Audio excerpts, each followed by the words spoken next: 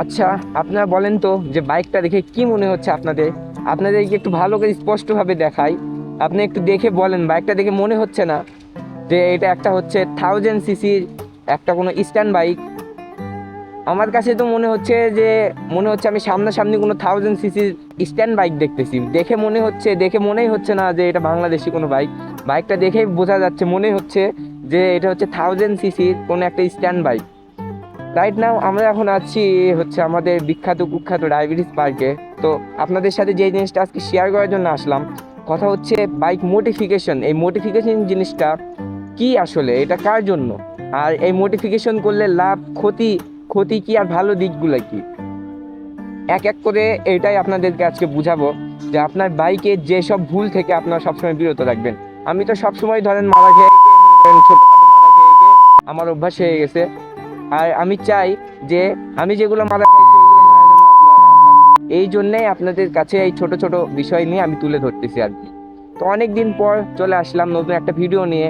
যেহেতু আমার এক্সাম চলতেছে, এসএসসি এক্সাম, তারপরেও আজকে সময় করে আপনাদের মাঝে একটা ভিডিও নিয়ে আসলাম।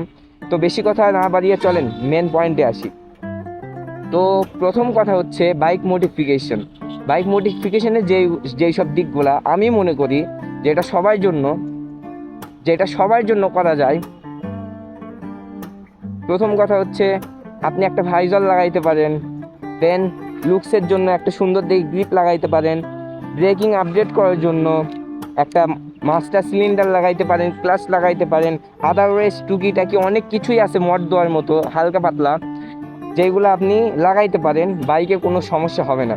কিন্তু ওভার এক্সেস যেই রকম লাইটিং কিংবা ভিতরে কোনো ডিভাইস কিংবা কোনো হচ্ছে পাওয়ার সিস্টেম আপনি যদি ভিতরে আপনার ইনস্টল করেন, সেই ক্ষেত্রে আপনার কি করতে হয়, বাইকের ওয়্যারিংগুলো কাটতে হয়। বাইকের যে অরিজিনাল তার আছে, এই অরিজিনাল তারগুলো কাটতে হয়।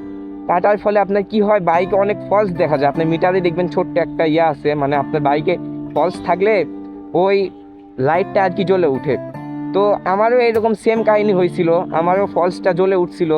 উঠার পরে আমি মানে ওভার এক্সেস মডিফিকেশন করার জন্য আর অনেক জায়গায় দেখানোর জন্য, মানে বেশি বাইক খোলামেলা করার জন্য আমার অনেক ওয়্যার কাটতে হয়েছে। আর এমনভাবে কাটা হয়েছে এইগুলো মানে ভালো মতো জোড়াও দেওয়া হয়নি। যার ফলে আমার কি হয়েছে, ভিতরে একটা মানে আমার বাইকের ভিতরে একটা ফলস হয়ে গেছে। হয়ে যাওয়ার পর আমার মিটারে আপনার ফলসগুলো দেখা যাচ্ছে যে ওয়্যারিংগুলো ফলস হয়ে গেছে। দেন এটা আমার হচ্ছে 200 টাকা দিয়ে ঠিক করে নিতে হয়েছে। একটা মিটার মেশিন আছে, ওই মেশিন দিয়ে ফলসগুলো বের করে সব আবার সুন্দর করে জোড়া দিয়ে ঠিক করে দেয়।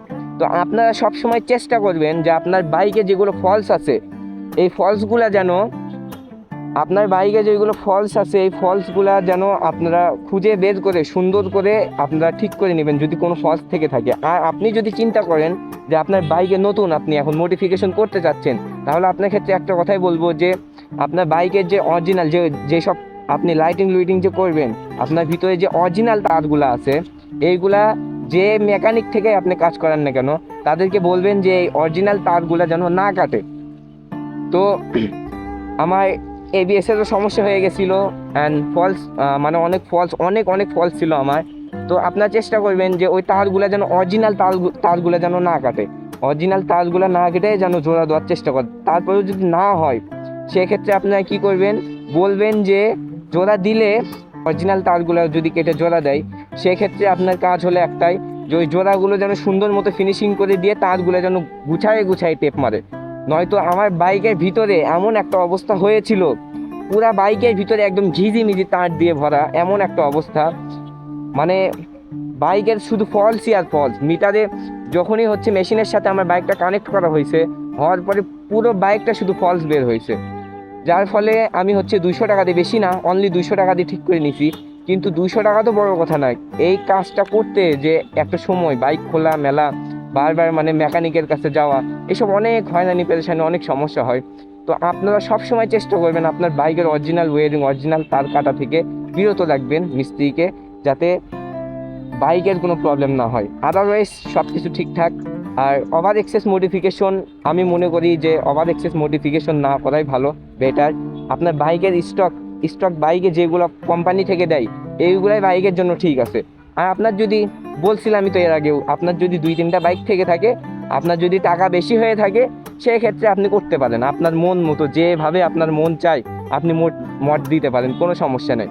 আর এই যে দেখেন আমার বাইকে এইরকম যে হিজিমিজি দেখতেছেন না, এর থেকেও বিচ্ছিরি অবস্থা আমার এই সিটের ভিতরে যে ওয়ারিংটা থাকে এই ওয়ারিংটা হয়েছিল, এমন একটা অবস্থা হয়েছিল যে শুধু ফলসই আর ফল ছিল। দেন আমার ওইগুলো কি করা লাগছে, আমার সব তারগুলো খুলে ওই তারগুলো সুন্দর মতো জোড়া দিয়ে সুন্দর মতো আমার মানে সেট করে ভিতরে ঢুকাই দিছে। তো এই ওয়ারিংয়ের কাজটা খুব খুব সমস্যা, খুব প্যারার একটা কাজ। তো আপনার চেষ্টা করবেন আপনার বাইকের অরিজিনাল ওয়ারিং না কাটার জন্য, এটাই বেটার হবে। অনেক দিন পর একটা ভিডিও নিয়ে আসলাম, ছোটোখাটো বিষয় নিয়ে আপনাদের সাথে কথা বলি, কারণ আপনাদের যেন কোনো প্রবলেম না হয়, আমি যেগুলো প্রবলেম ফেস করছি আপনাদের যেন ওই প্রবলেমগুলো না হয়। এই ছিল আজকের ভিডিও। তো আমার জন্য সবাই দোয়া করবেন, আমি যেন এসএসসি এক্সামটা ঠিকঠাক মতো দিতে পারি। তো সবাই ভালো থাকবেন, সুস্থ থাকবেন, দেখা হবে নেক্সট কোনো ভিডিওতে। আল্লাহ হাফেজ।